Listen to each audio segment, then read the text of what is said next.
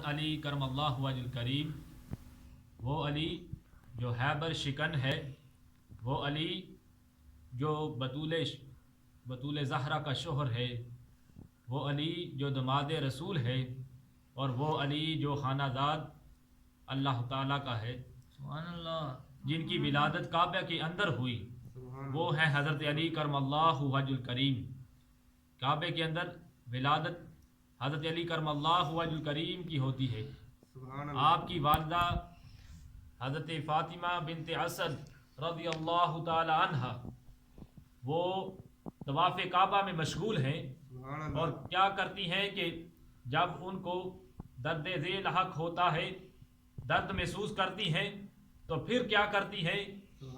کہتی ہیں کہ جب میں طواف کعبہ کر رہی تھی تو پھر مجھے خدشہ تھا کہ پردے کا کوئی انتظام نہیں، پردے کا کوئی انتظام نہ تھا، تو میں یہ ڈر رہی تھی کہ کہاں جاؤں۔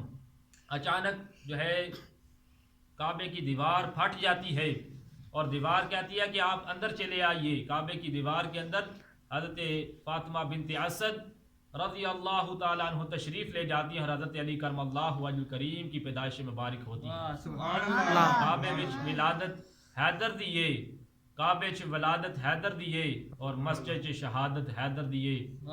نبی پاک صلی اللہ علیہ وآلہ وسلم نے ایہو فرمایا ہے، دید عبادت حیدر دیے۔ اور حضرت علی کرم اللہ وجہ الکریم، آپ کے چہرے مبارک کو دیکھنا بھی عبادت ہے۔ آقا علیہ الصلوۃ والسلام نے فرمایا، النظر الی وجہ علی عبادت، علی کا چہرہ دیکھنا عبادت ہے۔ وذکر علی عبادت، علی کا ذکر کرنا عبادت ہے۔ انا مدینۃ العلم وعلی بابها، میں علم کا شہر ہوں، علی اس کا دروازہ ہے۔ انا دار الحکمت وعلی بابها، میں حکمت کا شہر ہوں اور علی اس کے دروازے ہیں۔ آقا علیہ الصلوۃ والسلام نے مشکاۃ شریف میں یہ فرمایا، اور پھر فرمایا کہ علی جو ہے، جس نے من سب علی جن فقد سبانی، جس نے علی کو گالی دی اس نے گویا مجھ کو گالی دی۔ من احب علی جن فقد احبانی، اور جس نے علی سے محبت رکھی اس نے مجھ سے محبت رکھی۔ فقد احبانی ومن احبانی فقد احب اللہ، اور جس نے مجھ سے محبت اس نے گویا اللہ تعالیٰ سے محبت رکھی۔ سبحان اللہ۔ اور جس نے مجھے سے دشمنی رکھی، میرے علی سے دشمنی رکھی، اس نے گویا مجھ سے دشمنی رکھی، اور جس نے مجھ سے دشمنی رکھی اس نے اللہ تعالیٰ سے دشمنی رکھی، اور جس نے اللہ تعالیٰ سے دشمنی رکھی وہ اس کا ٹھکانہ جہنم ہے۔ حضرت علی کرم اللہ وجہ الکریم، آپ کا علم کے بارے میں حضرت عامر بن واصلہ فرماتے ہیں کہ آقا علیہ الصلوۃ والسلام حضرت علی کی مجلس میں بیٹھا ہوا تھا۔ حضرت عامر بن واصلہ فرما رہے، میں حضرت علی کی مجلس میں بیٹھا ہوا تھا، آپ کا خطبہ میں نے سنا، آپ فرما رہے تھے مجھ سے پوچھ لو قیامت تک جو ہونے والا ہے، میں تمہیں ان تمام چیزوں کی خبر دوں گا۔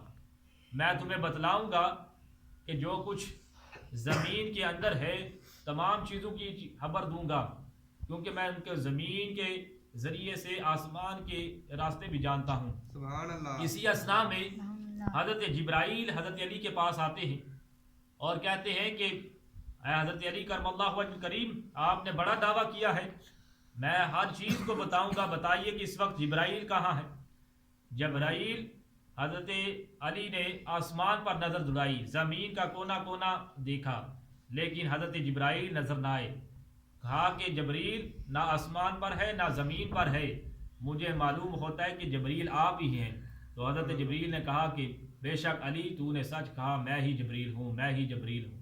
سبحان حضرت علی کرم اللہ وجہ کریم کا یہ علم مبارک تھا، اور آپ کا علم مبارک اس قدر بھی وسیع تھا کہ فرمایا، روایات میں آتا ہے، شواہد النبوت کتاب کا نام اس میں آتا ہے، حضرت علی گھوڑے کی ایک رکاب کے اندر اپنا دایاں قدم رکھتے تھے اور قرآن کریم کی تلاوت شروع کیا کرتے تھے، سبحان اللہ۔ اور دوسرا قدم یعنی بایاں قدم گھوڑے کی دوسری رکاب میں رکھتے تو قرآن مجید مکمل فرما دیا کرتے تھے۔ سبحان اللہ۔ تو اسی طرح حضرت علی کرم اللہ وجہ کریم کی آپ کی صحاوت بے مثال ہے، آپ کی شجاعت بے مثال ہے، آپ کی عدالت بے مثال ہے، آپ اسلام کی تقدیر ہیں، آپ جو ہے ملت اسلامیہ کی تعمیر ہیں، اور علی جو ہے نور علی نور کی تنویر ہے، اور علی کا جو ہے نظام مصطفیٰ کی ہو بہو تصویر ہے، علی ناطق قرآن ہے، علی حیبر شکن ہے، علی جو ہے وہ بطول کا شوہر ہے،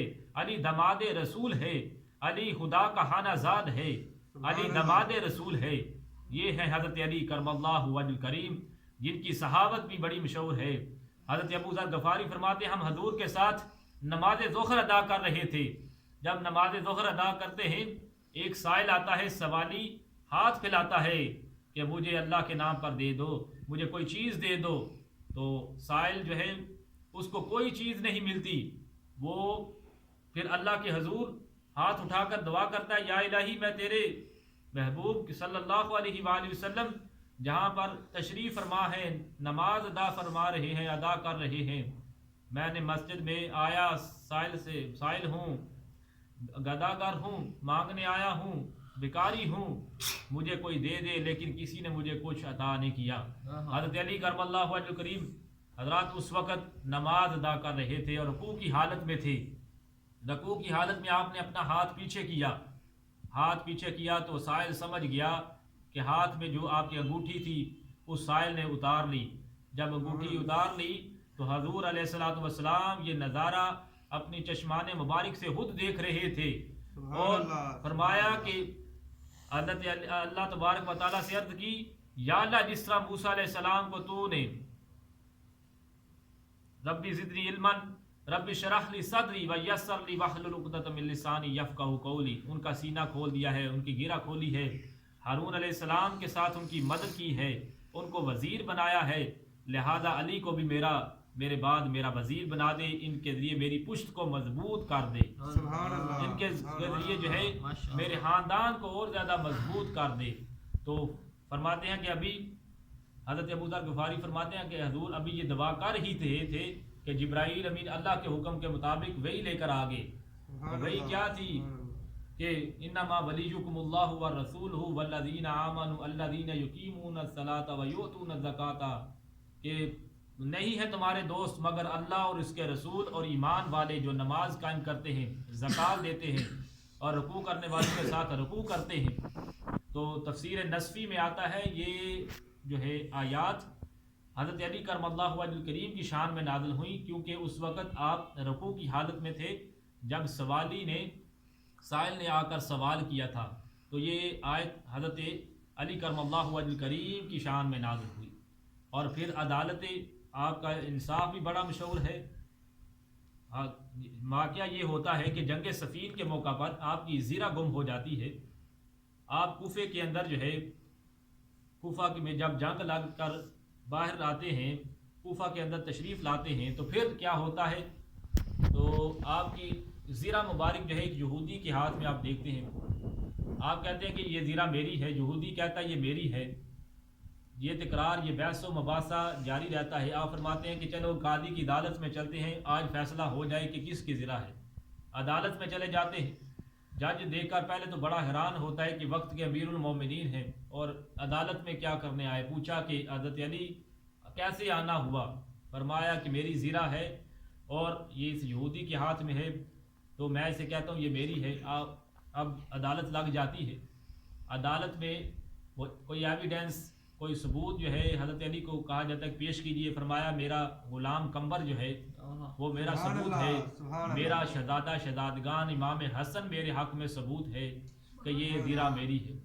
لیکن جج جو ہے یہ فیصلہ دیتا ہے کہ از روئے شریعت باپ کے حق میں بیٹے کی گواہی قبول نہیں، حضرت علی کے خلاف فیصلہ دے دیتا ہے اور کہہ دیتا ہے کہ زیرہ یہودی کی ہے، یہودی کو جو ہے وہ زیرہ اس کو عطا کر دیتا ہے۔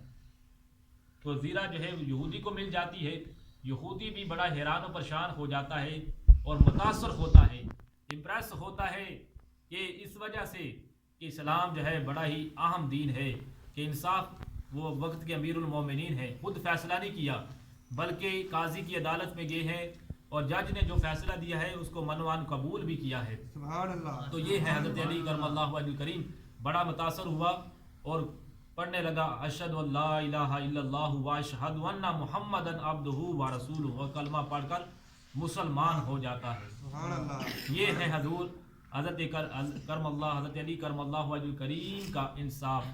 عدالت میں آپ نے اس طرح کا انصاف قائم کیا کرتے تھے اپنے دور میں. اور آپ نے کی شجاعت بھی بڑی مشہور ہے. شجاعت اس وجہ سے کہ آپ نے کئی غزوات میں حصہ لیا. غزوہ خندق میں آپ کے مقابل 30,000 جو تھے وہ کفار مشرکین تھے اور مسلمانوں کی تعداد 3,000 تھی.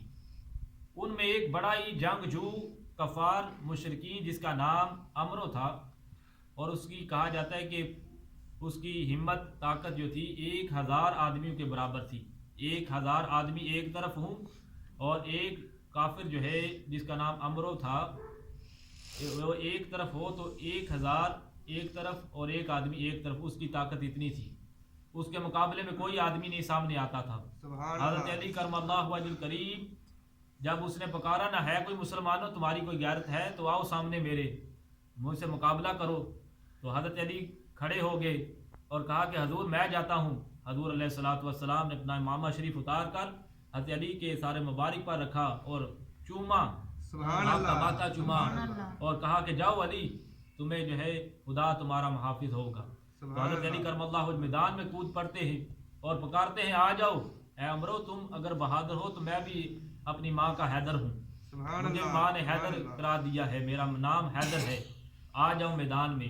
جب میدان لگتا ہے تو پھر ادھر سے عمرو آتا ہے، ادھر سے حضرت علی آتے ہیں. تو جب حضرت علی علیہ الصلوۃ والسلام کہتے ہیں کہ اے عمرو میں تو تجھے قتل کرنے کے لیے آیا ہوں. پوچھتا ہے کہ آپ کا نام کیا ہے؟ فرمایا میرا نام علی ہے اور میں اتنا دعویٰ کرتا ہوں کہ میں خادم مصطفیٰ ہوں صلی اللہ علیہ وآلہ وسلم ہوں. اتنا آپ نعرہ لگا کر آپ کود پڑتے ہیں اور ایک ہی وار کرتے ہیں اور اس عمرو کو کافر کو واصل جہنم کر دیتے ہیں. اور پھر آپ جو ہے گھوڑے پر بیٹھ کر اس کے بیٹے حنبل کو بھی قتل کر ڈالتے ہیں. اور فاتحہ شان انداز میں جب آپ حضور کے پاس آتے ہیں تو نعرہ حیدری بلند ہو جائے. نعرہ حیدری، نعرہ حیدری، نعرہ حیدری. تو نعرہ حیدری جب بلند ہو جاتا ہے تو پھر حضور فرماتے ہیں، آپ کو انعام دیتے ہیں کہ آج علی کا یہ قدم ایسا ہے کہ قیامت تک کہ میرے امت کے جتنے بھی اعمال ہیں ان نیک اعمال سے افضل عمل جو ہے حضرت علی کا خندق میں لڑنا ہے اور مارکا جو ہے وہ سار انجام دینا ہے. تو یہ حضرت علی کرم اللہ وجہ کریم کی یہ چیدہ باتیں تھیں جو میں نے گوش گزار کی کہ کعبے کے اندر آپ کی ولادت ہوئی.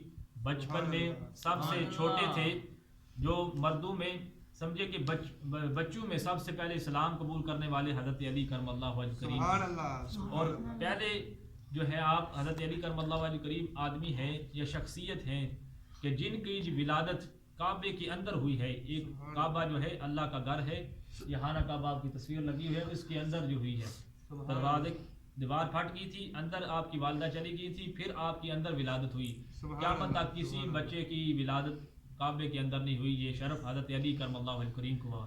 اور جب پیدا ہوئے تو آپ نے اپنی آنکھیں نہیں کھولی، 3 دن تک اپنی آنکھیں نہ کھولی. جب آپ نے آقا علیہ الصلوۃ والسلام کا چہرہ مبارک دیکھا، والضحیٰ مکھڑا دیکھا، واللیل کی زلفیں دیکھی، جمال مصطفیٰ کو دیکھا تو پھر اپنی آنکھیں کھولی. تو یہ ہے حضرت علی کرم اللہ وجہ کریم.